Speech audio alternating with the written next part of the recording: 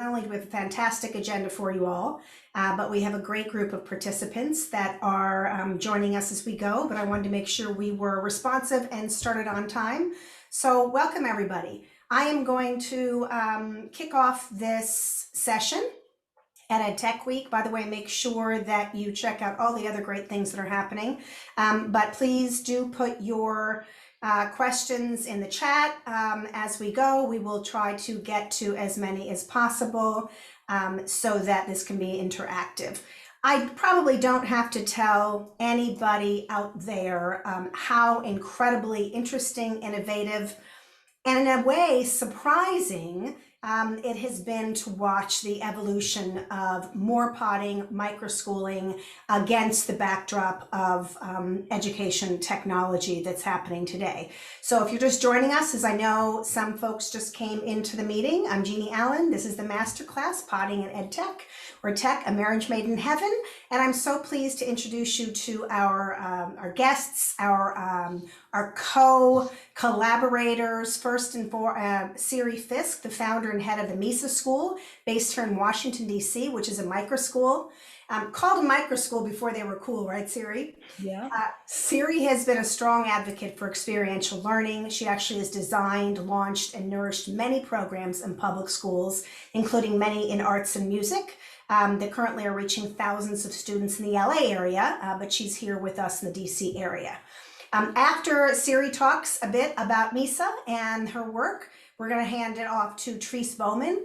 Therese is the head of Equitable Alliances Division of Prenda, which all of you must understand by now, what pretty exciting has become a growing national microschool in-home learning company with over 200 Prenda microschools across the country. And then finally, Jamie Candy, who leads Ed Menham's amazing vision as its president and CEO. She has been there since 2017, has extensive experience in ed technology, private equity, and policy. Jamie and Therese and Siri will also talk about kind of just the enormous growth that we've seen that has been undertaken in this arena. So it's an exciting time. Again, if you're just joining us, please do put your questions in the chat area. And let's kick it off. Siri, is it a marriage made in heaven, potting, microschooling, and tech? And talk to us about, like, why did you start your own? Like, because some things that people are thinking about out there is like, why are they actually doing this themselves?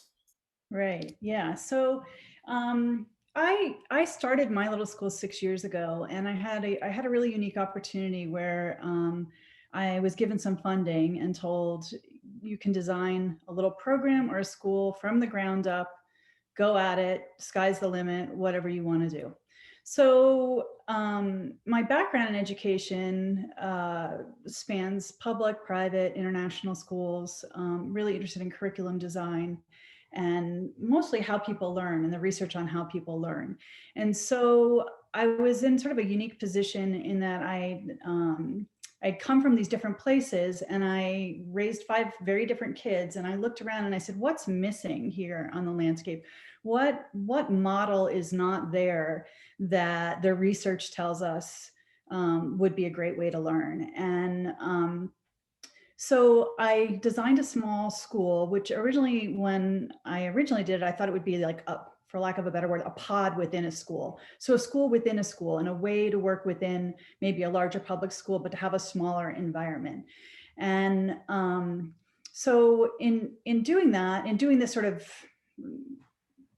invention of this model, I used some new ideas, some new things that were in the education research on how people learn, some new ways of thinking about how kids learn, a lot of things that were really common sense, honestly, but ideas like true personalization, ideas like the fact that children need to feel really safe, and really loved and cared for to learn deeply, the work that's coming out of the current work's coming out of neuroscience, and then incorporated some old ideas. So, the pendulum swings, right, in every discipline, and some old ideas that I think have been lost sort of in the shuffle of education over the last 100 years. So like apprenticeship sort of ideas of mastery, and ideas of actually learning at your own rate in ways that harken back to, I think, older days, and not the ways that people are talking about it now, where students are given tasks to do, and they can't move on until they've actually shown that they've completed those. So a true apprentice sort of model.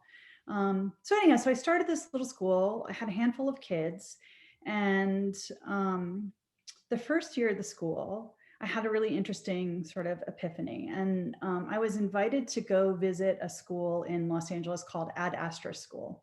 So Ad Astra School is a little school that was designed by Elon Musk for his kids. And I talked to them. They asked me, where are you finding teachers? How are you getting people to come, work at your school? And I said, that's a great question. I have no idea. It's really hard to get people to do things in a different way.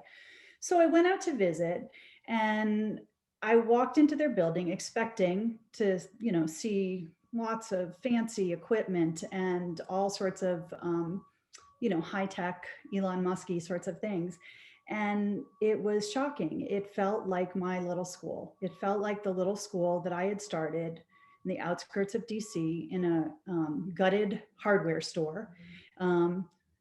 Their school was in a SpaceX warehouse, so the location was a little different, but the feel of it was really the same. The feel was just sort of an open space with kids collaborating, a couple of little classrooms. The work the kids were doing the first time I visited was they had a task to design water guns that could shoot water the furthest, and so there was a lot of laughter and PVC pipes everywhere and water, and that was going on for at least 2 hours of when I was there. So it just really felt like I'd stumbled into my version of my school on a different coast. And I couldn't quite process, like, well, how could this be?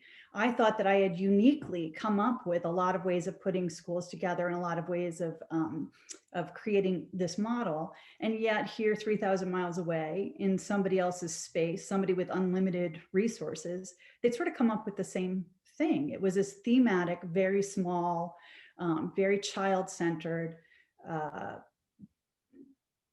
like environment, learning center. It didn't feel like a school in many ways, but it was a school.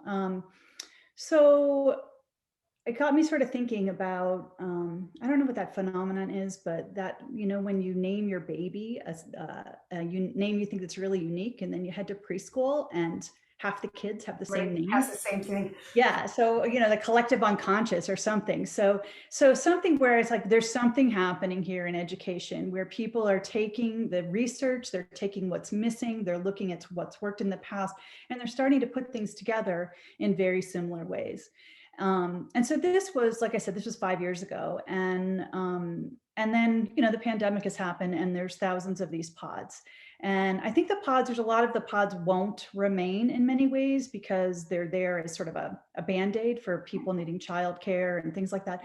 But I do think there are some sort of common themes that I've noticed in, when I first visited that school, in my school, and other small schools that have popped up in the last 5 years. And I think those are the reasons that people are really those like characteristics and those ways of teaching are really pulling people into this pandemic pod model, this model of small sort of one room schoolhouse sort of vibe. And so I think one of the places where there is really a lot of room for innovation in ed tech is by really digging deep into some of these themes and some of these common traits across these small schools that are bubbling out, because I think those are the areas that there isn't a lot of resources, and there's not a lot of ways that people can, utilize technology to go deeper into these ways of teaching. So let me just tell you what they are. So the first characteristic is, I think people sort of equating small size to relationships, I guess, would be really the best way to sort of characterize it. So in setting up my school, at the core was the research on emotion and the neuroscience on learning, and sort of, again, sort of harkens back to Maslow, but when you feel safe, when you feel loved, when you feel known, when it matters that you show up at school, you're in a state of mind where you're more open to learning.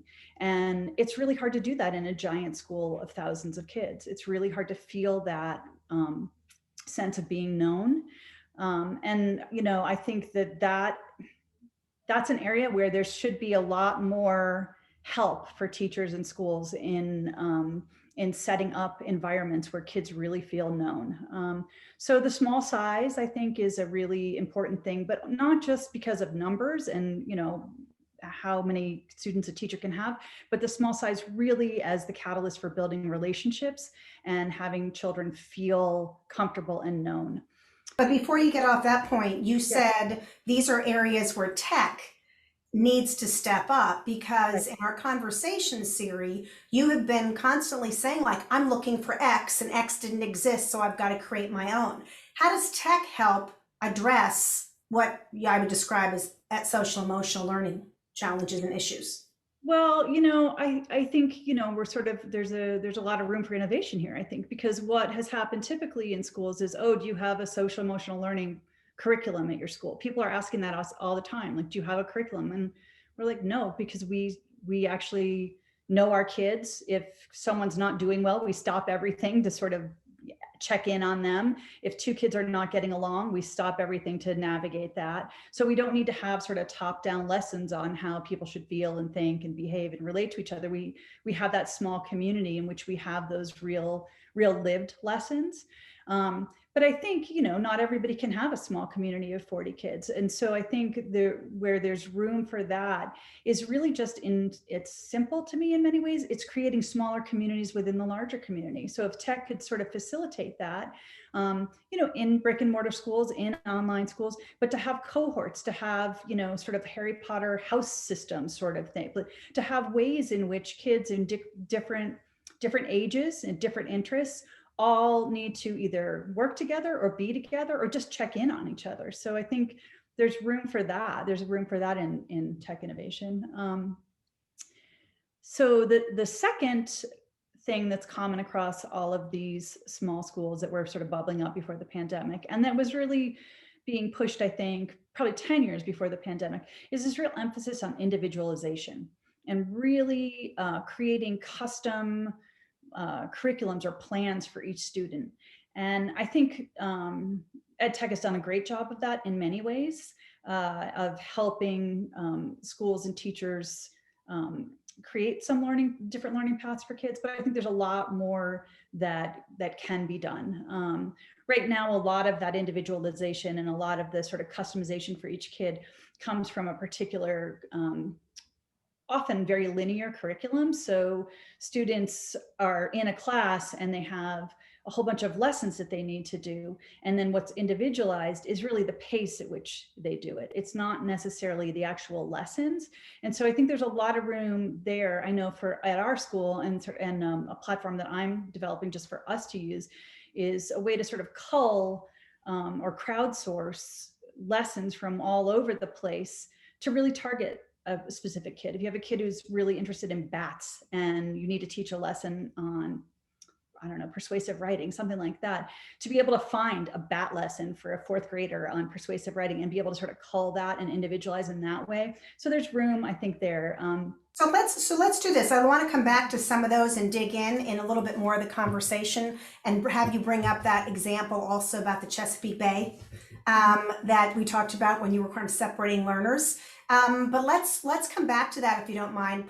Let's put a little point in that. I want to make sure that we grab everybody early on, and then we'll come back and have that conversation. Okay. If you're just joining us, this is the talented and incredible Siri Fisk from the Mesa School, and I'm going to now go to Therese Bowman from Prenda. And Therese, I wonder if you'll have a issue with Siri's comment about pods not being around, or in a different way. But tell us about what you're doing, why you do it, and then we'll move on to Jamie. Yes, thank you so much, Jeannie. Like you said, I am from Prenda, which I describe as a revolutionary edtech startup. We started in 2018. It all came from a vision from our CEO, Kelly Smith, who had been doing coding clubs in libraries for years. And he saw the difference in the children when they came from school to these coding clubs. They complained, they were like, I don't like school, it's boring, all of these things. And during the coding club, they're searching trigonometry and coding these really extensive websites and games, and they were very excited about learning. So Kelly's like, why can't school be like this? Why do they have to come here after school in order to be excited about learning new things? And the capability of these children is endless. So he got the idea to start this. It wasn't even called micro school at the time, but a pod of sorts in his home. And it has grown into what we have today as Prenda, housing over 4,000 children and hundreds of micro schools all across the world. Actually, we have some micro schools in Kenya, and it's really cool to see how different each of these micro schools are. I actually have a micro school in my own home that's actually going on right now. And it's being facilitated by what we call a learning guide. And the beauty of our mission in Prenda is to empower learners. And when we talk about learners, it's not extensively just to the children, it's to the guides, it's to the parents, it's to communities, and we all learn collectively together. So our learning guides are actually extensively trained and certified in order to carry out what we call the Prenda model. And how our Prenda model is utilized is through our EdTech platform called Prenda World. And Prenda World is super cool because it's very the kids are able to go in and set goals for themselves on a daily basis. And they get really excited about seeing the progress that's being made. So they can see that, hey, I did 2% today in my math lesson, and I think I can do 3 tomorrow. And they get really empowered. And that's where our motto comes into play, is that the kids are excited about learning new things because they see that they have progress in their everyday workings and that it's working out for their good. And in that, they already know what their goal is, the ultimate goal, which we call the future you. So we have what we call a Prenda journey, and it's a process that takes you through setting boundaries, creating that safe space that Siri had referred to, keeping that connection together with the micro school. And micro schools can range from 5 to 10 kids. We like to keep it smaller so that the learning guides are able to get that real individualized time with each of these learners. And so it's really awesome to see the dynamic as they go through this Prenda journey. They start off creating that safe space, building on our core values, which are the precipice of what Prenda is, which is starting with heart. It all starts with number one, in the heart, and then learning over comfort. We always teach the kids learning is not always going to be a comfortable thing, but we're going to choose it anyway, because that's how you learn and grow. And then daring greatly. It's really cool to figure it out. So we use these core values to move into what we call our future you. And so you cross the bridge, build some skills, and then you're going to have to get to your mountain. And when you climb that mountain, you're going to have struggles. And each step of the way, each learning process that you do, each new thing that you're getting into, it's going to be hard. And that's okay. My kids, we have growth mindset posters all over our walls. And every time a kid says, oh man, this is so hard, I'm like, oh, what does the wall say about hard? And they're like, I can do hard things. I'm like, oh, you can do hard things? You can? And they're like, yeah, I can. And they get really encouraged. And growth mindset is a huge part of what we do at Prenda, because it encourages kids to continue on that learning frontier when it's uncomfortable and keep climbing, because that's how they reach their future selves. So that the principles and the scientific studies that Siri spoke about, paired with our education technology platform, I think is to the point in the title of this this panel is it's a match made in heaven. Like that is where we see the innovation and the excitement, not only in the kids, but in the parents when they see their kids just like wanting to learn. I know that's like my favorite thing ever is when my son comes to me and says, hey mom, can I do my math on the weekend? And I'm like, yeah, you can, because they're so empowered and excited about learning something new. It trickles into all parts of their lives. Well, I'll tell you what, another marriage made in heaven is for me is having you guys on this panel. And I'm just thinking about the amazing synergy and diversity of programming, of offering, which is what, fuels what so many of us do. I mean, Siri started, having worked in public schools, started a private school. Prenda is also a private model. You're also partnering with charters. You're talking about personalization, individualization. Let's go to Jamie Candy, the CEO of Edmentum, because Jamie, you bring to this table both kind of the fuel for a lot of what's happening across the country in districts and charters, in people's pods, and the growth and the interesting connection that you've been able to make, I think, is really eye-opening and I think very illustrative for those of us in innovation. So, Jamie, take it away. Thank you, Jeannie, and it's good to be here. So I'm excited to be here with Siri and Therese. As you look at the work that both of these great leaders are doing, it's very much about what all of us should be doing. So I'll tell you quickly about Edmentum, and then I just want to speak. So from the perspective of EdTech Week, right, we've got investors on this call today, we've got entrepreneurs and founders, operators on this call, and we have practitioners, those that are doing the work with kids every day. And I just want to speak to what I think is important in terms of what I hope we can get out of the conversation today. So Edmentum, we're pretty excited. We just celebrated our 60th anniversary. So we are the oldest edtech company in the country. We were formerly Plato Learning, if you remember that name. Over the years, we evolved, we did some acquisitions, some mergers, and we've been Edmentum since 2012. So we serve just over 10 million students on an annual basis in the US. We currently have over 300,000 students in our virtual school. Our virtual school is designed to support public schools, charters, private schools. So we do not operate our own schools. We do it in partnership with our LEA private and charter school partners. Edmentum really focuses on personalizing instruction. So we firmly believe that you can build school around every student. And I think that's really important to the conversation that we're having today. So what does that mean? EdTech should be the amplifier to great teaching, right? So everything that we do, whether you're building K-12 curriculum like we do at Edmentum, classroom assessments, assessment for learning like we do at Edmentum, if you're providing services, SIS, LMS, all of the core functioning that provides the EdTech experience, all of us should be united in amplifying the most important asset in the classroom, whether it is in person or online, which is our educators. And so the way that we think about the work that we do at Edmentum is how do we uniquely understand how schools are operating, how the innovation that we've seen over the last 60 years, plus the 60 years moving forward, will help shape and drive the opportunity that kids have to learn the way that they want and need to learn, right? So we heard Siri talk earlier about feeling safe, feeling wanted, feeling loved. Sometimes feeling safe, wanted, and loved is being at home.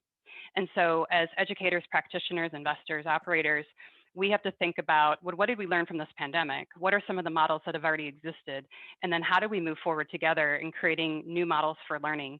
And we're not going back, right? There's not gonna be a full rubber band back to exactly the way that school used to operate. Prior, we had already seen a lot of this evolution happening over the last decade at Edmentum, and the pandemic has accelerated a lot of opportunity. And so just a couple things to think about. So from an investor perspective, as we think about innovation and really the theme for this week, there's a lot of investors on this call and a lot of investors participating in EdTech Week. And I think one of the things that's really important is if you really want to help drive innovation, if you're interested in investing in this sector, let's really focus on outcomes. It's one thing to find something really cool that looks like it's unique and personalized learning. It's another thing to actually demonstrate that it works for kids. And so I think a good call to action there is, as we're all talking about what are the trends, what's the future, what does the innovation hold, how do we actually prove that this innovation and the models that we're talking about are better for kids than not?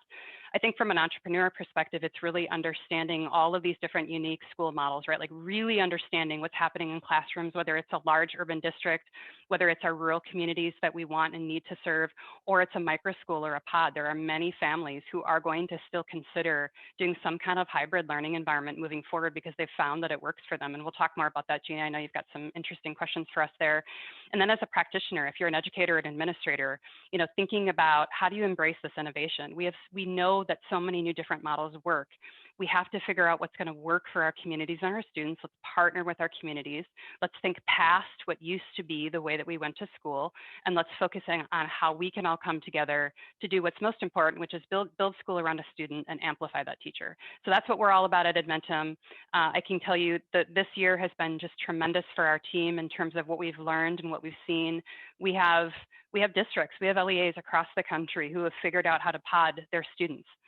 All throughout, and these are not just small districts, these are large districts. I mean, there's really, really cool models. And I think, you know, the one constituent that I left out is if there's anybody from the media on the line, let's start talking also about what works. There are many, many models that work even in public education. It doesn't require us to go and do a completely different model. And I think we should start focusing on showcasing the things that have been working for us and how we perpetuate that and accelerate it moving forward. So excited for the conversation, and it's great to be among the panelists.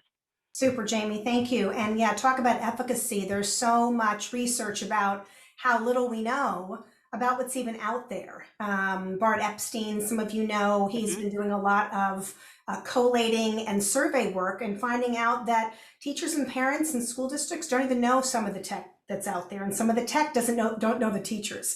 And so let me just start with kind of that big picture question. And again, for those of you joining us, I'm super excited to have you.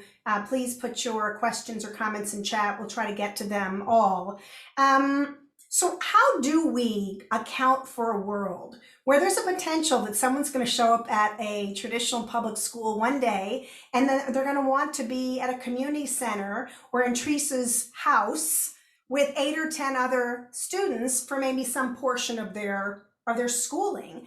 Is that a new reality? And if that's a new reality, does that also call upon tech to be kind of helping us manage, watch, view? I know one of our colleagues in the charter school movement, John Hage, from Charter Schools USA, when COVID first happened, adopted the owl. Yep. And so the owl, does anyone know about the owl? It was like the coolest, like George Jetson thing, as far as I was concerned, you know, that sort of rotates in the classroom. And if you're in the classroom, you can see everyone 360. If you're home, you can. Is that the way of the future, or what is it?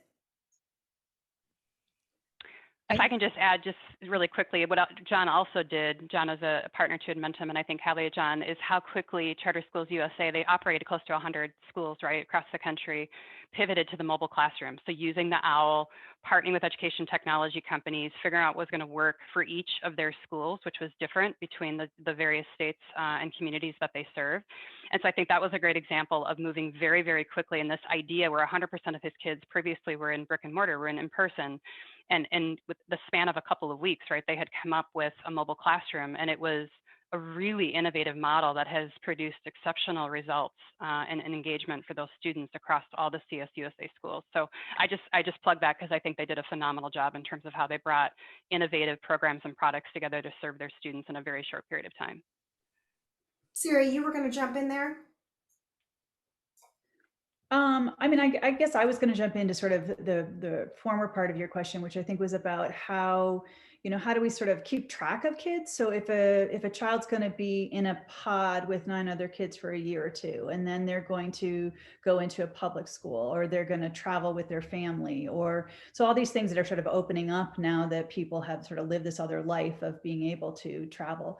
We have a family at our school that's been with us for 4 years who goes to New Zealand every winter for 2 months. And so 4 years ago, trying to figure out how does that work? How do they be a part of our classrooms without just recording things? How do we sort of make them feel a part of it without it being either all online or all in person? And I think that's somewhere that really we need to sort of, I think we should begin with, how do we track what kids know and what they don't know? How do we sort of have kids have their own resume or CV that they can take with them, and that they can, you know, maybe the goal isn't to bounce from place to place, but to have the flexibility to be able to go into these different settings. If you're a child who's having sort of a rough time of it and you need to be in a smaller group setting, or you need to be home for a while, you know, how do we sort of keep track of what they know, what they don't know, and the evidence for what they know, so that kids sort of have these, like, you know, CVs, I guess, for lack of a better way of putting it, but of what we know they know and what they need to know as they can move from place to place. So if the family decides, here in DC, we have a lot of people that travel a lot. So if the family decides they want to go, I know Jeannie was talking about if her kids were young during this time, you'd go to Italy or something. So I don't know that that's I missed a good pandemic. I should have had kids now. Yeah, so I think that's something to, just, everybody can sort of have a different model right now and how they do things a little bit differently. But I think for our children to be successful, we need to come up with some common ways of tracking what they know and what they don't know, so that there is more flexibility in their ability to go in these different settings. Because it may not be, it may be that you need to be in a small micro school, or that's really the best learning environment for you when you're in middle school. But if you want to be a D1 football player, that's not going to be your high school. Right. So, Well, and then this raises also challenges that are kind of being alluded to in the chat when it comes to teachers, frankly. And Teresa, I wonder if you want to maybe take a shot at this, and Jamie and Siri, feel free to jump in. And that is, it calls upon teachers to need a different way and approach to leading and guiding. You hire guides, Trees, for Prenda. You train them to actually be around in different situations. Siri, I know you do that a lot with yours. Jamie, you've talked about competency education. Yep. So if the Carnegie unit is going the way of all flesh as a result of this, we're focusing much more on competency. And if teachers are going to have to straddle different environments, let alone different learning levels and styles, we have to kind of completely rethink all that, don't we? Yeah, I think why I call Prenda revolutionary is because we don't take that typical teacher model where students are going to one person for all of the answers. We train our guides in order for them to really get a sense of connection and community, and raise that while allowing the children to be empowered themselves. So we say, figure it out, bringing them to a reality of, I know I can find the information for myself. And so when we're looking at it from a standpoint as that way, we don't really need certified teachers. Like a lot of our guides are stay-at-home parents, or people who used to be teachers or daycare workers that really have a passion to working for children, but not necessarily in the brick and mortar education world. So it opens up the opportunity to, number one, create income opportunities within these communities. And for those who weren't able to, whether they're staying at home with young children or whatever it may be, but still giving the opportunity to create learning environments in any type of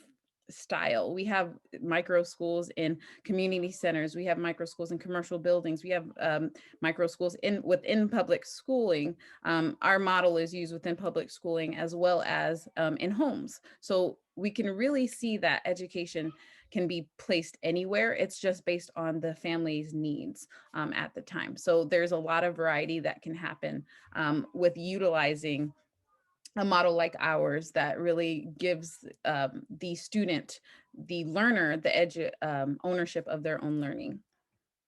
I would just add, I think what Prenda has been doing is phenomenal, because there is the work that happens in the schools as well as at home. We do the same thing in terms of where learning occurs, seeing a lot of questions and comments in the chat, which I agree with. And Jeannie, to your point on competency-based education, one of the biggest challenges with pure competency-based education is we as humans, especially in very large, complicated structures, right? A large district, a rural district that has many, many, different accessibility and infrastructure issues.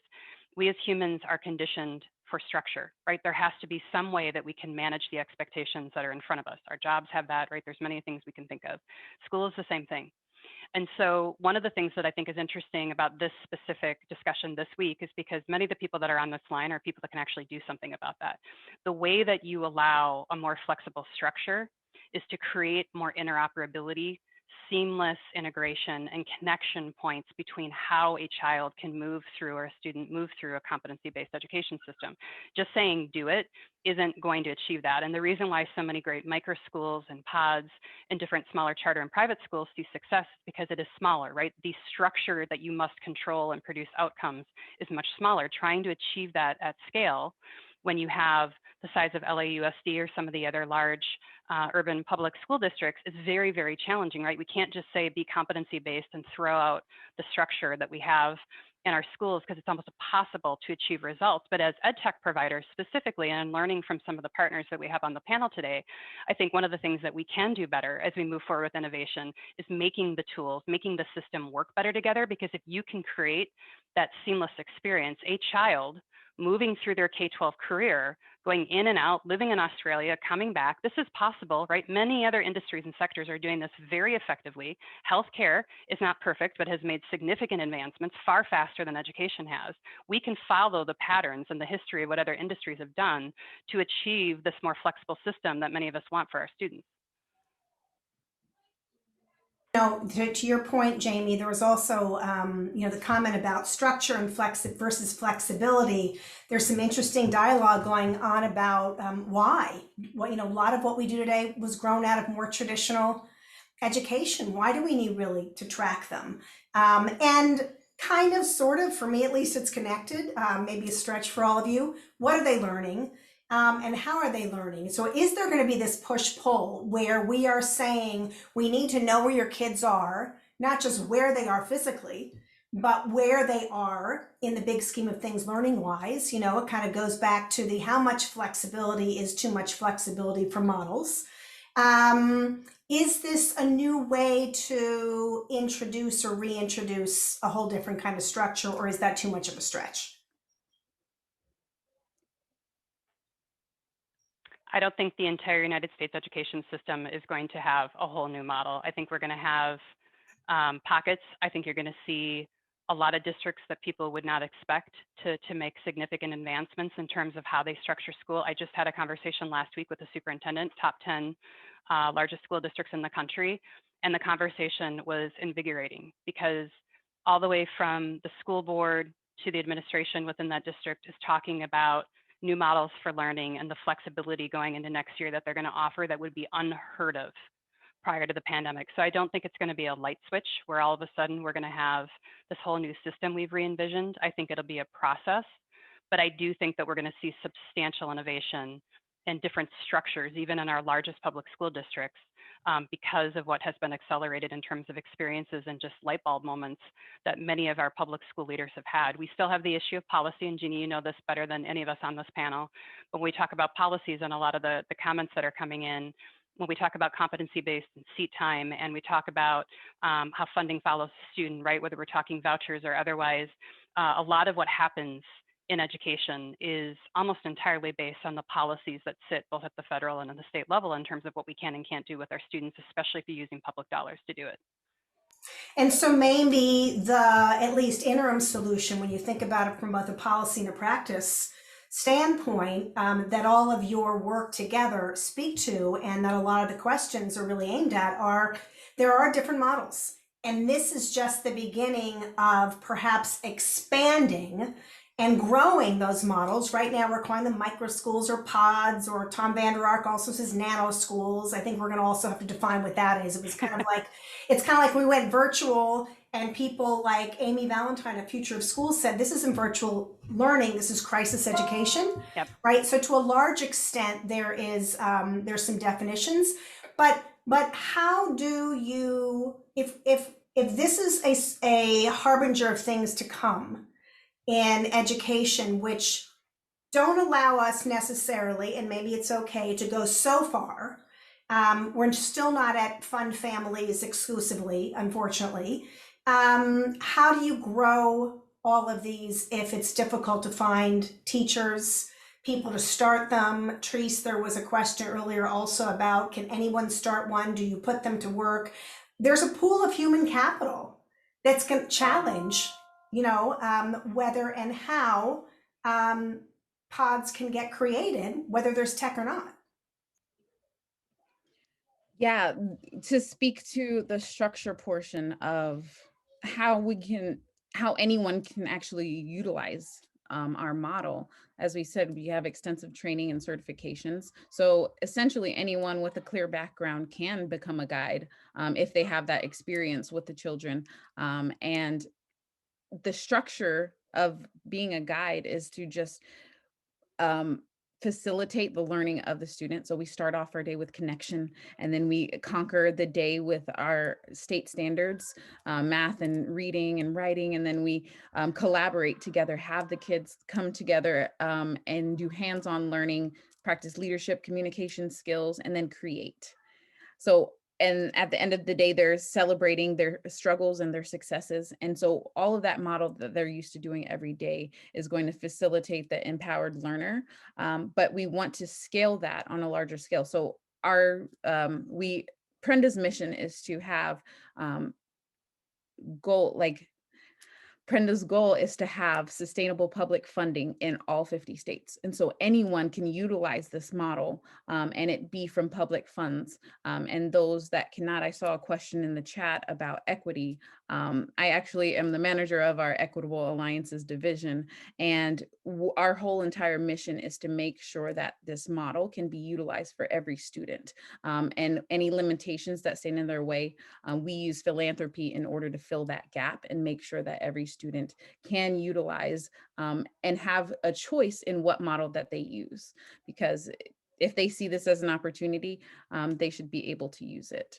So that's how we answer that. And talk about equity. So for example, you work with a group that we are also supporting called the Black Mothers Forum.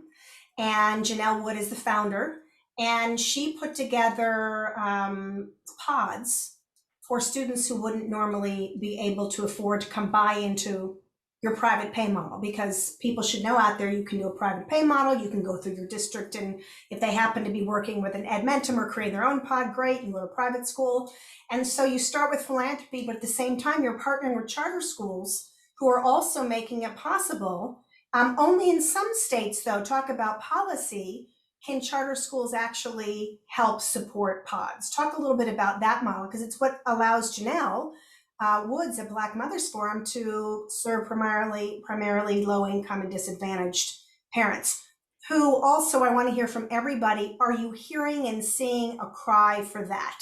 Because I also think, and I've certainly seen this in some great, albeit a little bit, I think, limited news reports, that this is a rich white woman's, this is their junior league or their country club, that this is like the pod is the next thing. I can't go to the country club, I might as well create a pod. Yeah, there's a lot of need for equity-based learning within our communities, because we see, obviously, there's a lot of mid to low income earners who could not afford a private pay option, who couldn't afford a few $100s a month extra for their kids because they're living paycheck to paycheck. And so by partnering with charter schools to provide sustainable public funding in different states. So right now we have the state of Arizona, Colorado. We just signed a deal with the Commissioner of New Hampshire to really give that public funding in order to have that school choice. And so with the Black Mothers Forum here in Arizona, they have the public funding already, but we're seeing that they need a little bit extra to fill that gap. They have students a kindergartner who's been kicked out of 3 schools already and has nowhere to go, but is able to be in this pod of connection and growth. And as he said, I feel safe because you look like me. And that's creating an environment like that for kids is very, very important. So we're utilizing philanthropy to fill the needs that they need. So the kids were coming to school hungry. We were able to partner with organizations to provide them breakfast and lunch and take home food as well. And they found that there need 2 learning guides in one environment because of the trauma that these kids have ensued in these low income communities. And so we're able to fund them to have 2 guides per learning per micro school. So it's really cool to see the innovation and the different needs in each community. And that's how we fill that gap and create equity within our learning system. And Siri, talk a little bit about equity and what you're seeing, and also standards. It's interesting and of course expected. People who are really interested in great education want to know you comply with state standards or whatever kind of acceptable standards are being touted out there or measured. How do you, one of the questions says, and I think that sums up a lot of them, how do you rely on measurable outcomes at the same time teach love of learning? So it's that, comparison or that connection between making a child happy and making sure that they're actually learning something. And are they both compatible, Siri? Yeah, I think they are. I think, but I think just to back up a little bit, I think one of the things we should be pretty clear about is just because someone calls themselves a pod or a micro school doesn't necessarily mean that we are all have the same definition, right? So I think what you're talking about it a minute ago, wealthy parents who can afford, someone to come in during the pandemic and basically help the kids with their homework and help them go along is a very different group of learners than what Prenda's doing or what I'm doing. So I think there's a range here. And so we just need to be careful to sort of look at it. But to speak to the standards question, I think, before the pandemic, when I was looking around at all these micro schools and some of the sort of themes among them, there was a real emphasis on this love of learning and the really sort of alternative model of just go deep into what you love and let your curiosity guide the way, and sort of very Montessori-esque, I would say, in a lot of these schools. And I'd say most of them, actually, that's really the emphasis, is really about a small learning community and following your passion. At our school, my mission is to have an impact on public education. And so one of the things that sort of constrains, but also is a sort of a nice tension for us, is we do use standards. We use Common Core standards, we use national standards, and we do that because I believe that if what we want to do is transferable to public schools, therefore allowing this kind of education for everybody, we need to look at the things that are sort of constraining public schools, the things that they're not going to change. Then we're not going to change schools having sets of standards anytime soon. So how do we take these models and use them in those ways? And so for us, one of the things we're playing with that I hope maybe somebody can tell me that other schools out there are doing this, but one of the things that we're doing is we're really looking at standards in a different way. So the way that standards typically work is they're grade level standards. So in fourth grade, you hit all these standards, and then in June, you've finished fourth grade, check the fourth grade box. You may have understood things, you may have not. And what we're doing is we're sort of laying that all on the table, because there's absolutely no reason that you need to be in 5th grade or 10th grade to study US history.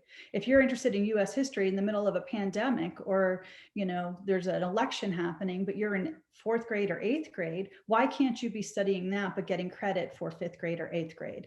And so one of the things that we're doing is we're really playing with that. So when the pandemic hit, we stopped everything and we did a whole school-wide unit on the pandemic. And in that unit, we covered all the 8th grade civics standards. So the kids who were learning and showing us that they learned those standards weren't necessarily of that age group, but we sort of opened up the standards in a way. And we said, okay, we're still going to use these standards. We're still going to use these benchmarks and ways of saying what kids should know, but we're going to allow kids to go not just horizontally across grade level curriculum, but take deep dives, right? So if you hear at the inauguration a poem that really excites you about poetry and you're in 4th grade, why can't you do 5th, 6th, 7th, 8th grade level poetry standards? And so we're playing with that. I haven't been able to find the technology out there to track that with our students. So we've developed our own platform that we're playing with this year. And so I think it's important that we, in order to really create equity in these models, we really do need to sort of say, what are the hard things happening, the hardwired things that are happening in public schools that are not going to change? So that's funding, how much money per pupil. So if you have a micro school where it's costing $50,000 to educate a child, well, that's just never going to be transferable to a public school. So I think for investors to be looking at those things, like who is really looking at the things that might transfer and have a broader impact. Yeah, Schoolhouse just raised $8 million to expand to every state.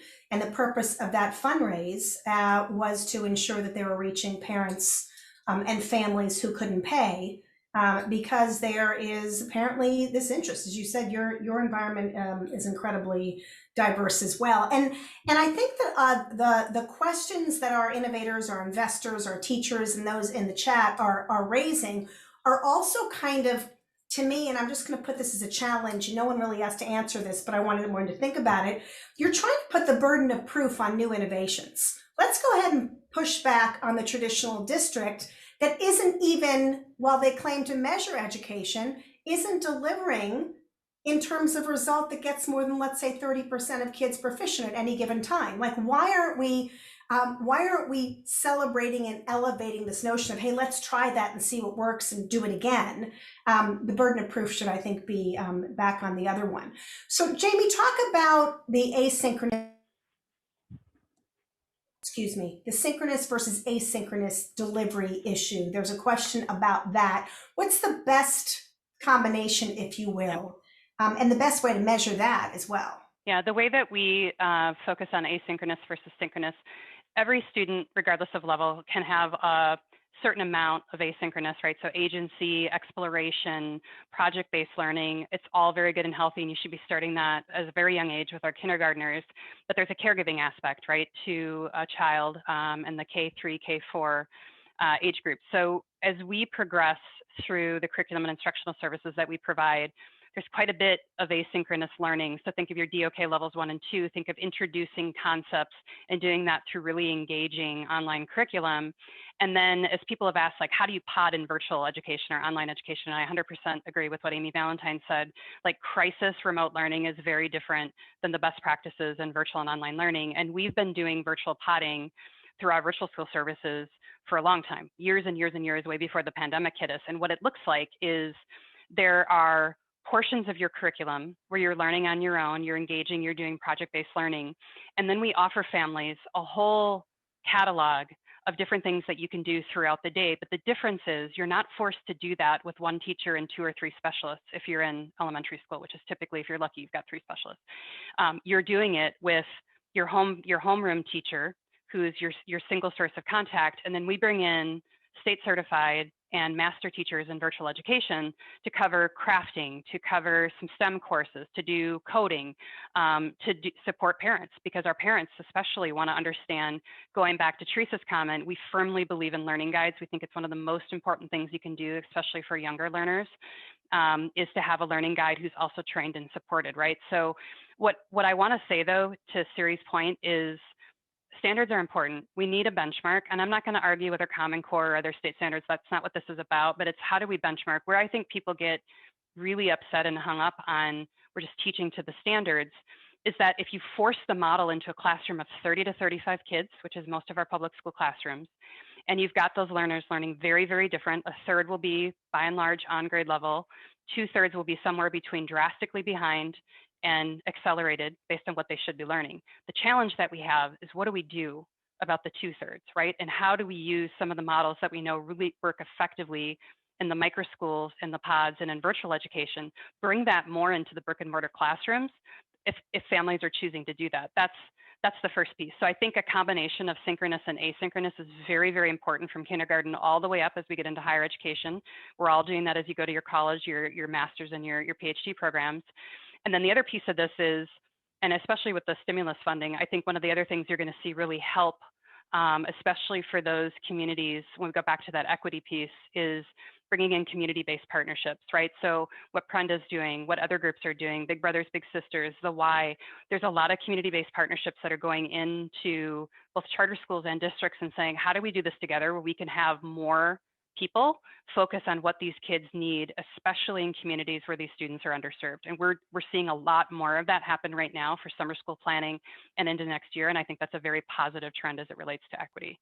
You know, this feels like a lot of the repeat of the dialogue that began on personalized and blended learning and individualized, and like micro nano pods, those all have sort of relatable but differences. And where everyone got stuck on personalized, which we've talked about before, is, okay, wait a minute, it's personalized. The kid went out and created their own project. They spent 3 days climbing a mountain or analyzing the transportation pattern, true story, in Cedar Rapids. And the guy in the legislative office says to the kid who is presenting it, wait a minute, how did you learn math? Because people just can't envision that students with agency, combined with programs that allow for competency, combined with trained teachers, can help ensure that the student is learning. And so I feel like a lot of people out there are really stuck on, well, if it's not in front of you and you can't read it, and the teacher can't put on a piece of paper, he passed that test, then we're concerned about measurement.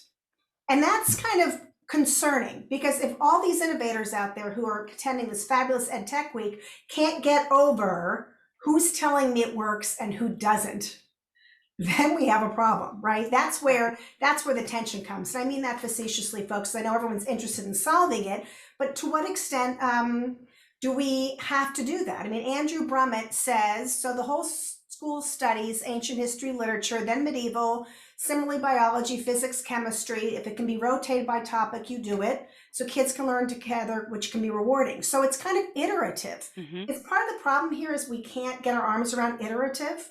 And again, Jamie, you've been doing this for a while at Edmentum. 60 years. You've been doing it. Therese, you guys have had this going since Kelly started Prenda. So how do we help people overcome, in the last couple of minutes, this reticence? You know, I have no patience, so please all forgive me for like beating you up and telling you you're not innovative. But I kind of want to solve this problem.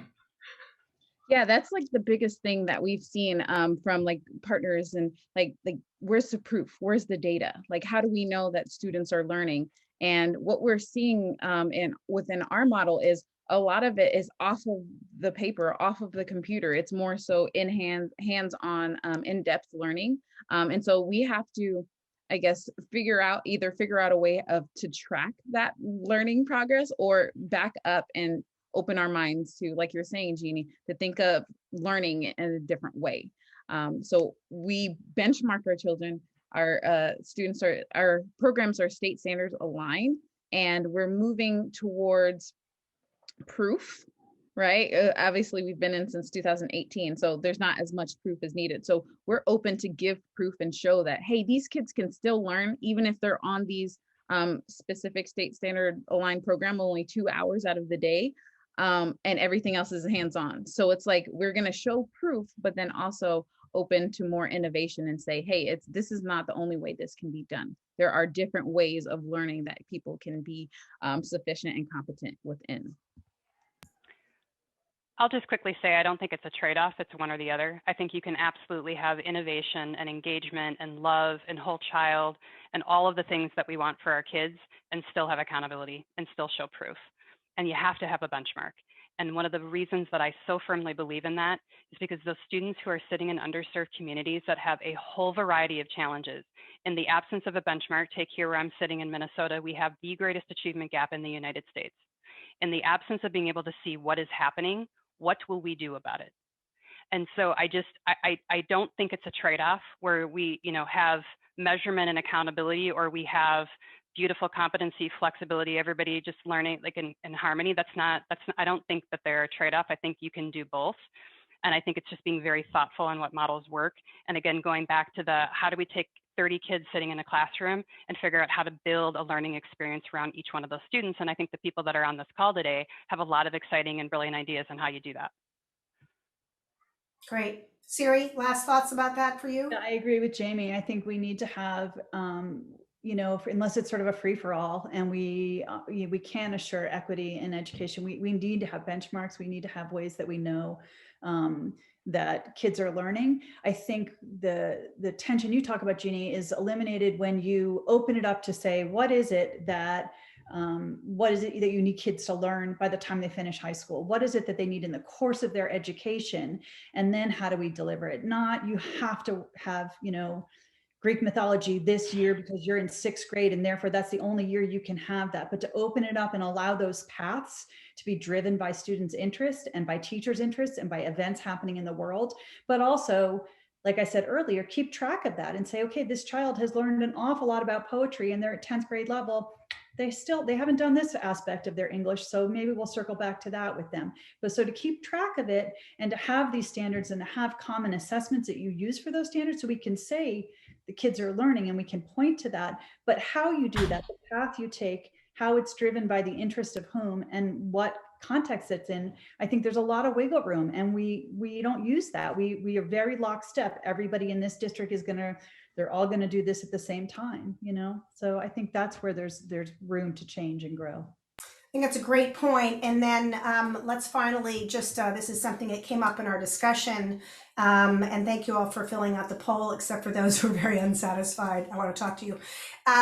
What the issue of technology, it really just comes, one of the things that comes back around, it's going to be really hard to measure a variety of different approaches without some sort of consistent, relatively adapted platform, if you will. I know one of the events that we had last year, the Academica spoke, and they had created their own platform that was kind of integrated and had APIs with all the different apps out there. Is that something that you guys all think you need or your schools need? Jamie, is that something all you create? In other words, if we can begin to solve this together with all these great innovators and investors and thought leaders and teachers on the phone, I think we go much farther. So quick wrap up, what do you need from technology and investors today? I'll just say very quickly, EdTech, you should be interoperable. You should have APIs. You should be fully interoperable. You should be round-tripping data from the SIS and back, depending on what kind of EdTech tool you are. It creates a longitudinal, seamless experience for the student, and it tells your school specifically what's happening using your tools, and that should be expected from all of us. I think working together is the key. There's innovation when we brainstorm. So if all these EdTech companies and different platforms get together and say, how can we integrate this to make this more scalable? I think that that would be very powerful in our community. Well, all marriages are a challenge, no matter what kind they are. This is no different. Let's work together and do some counseling together so we can solve it, make sure kids from every stripe and corner of the world get served. Thank you all for joining us, Siri, Fisk, Jamie Candy, Tree Spoman, Prenda, and all of you out there. Really appreciate it.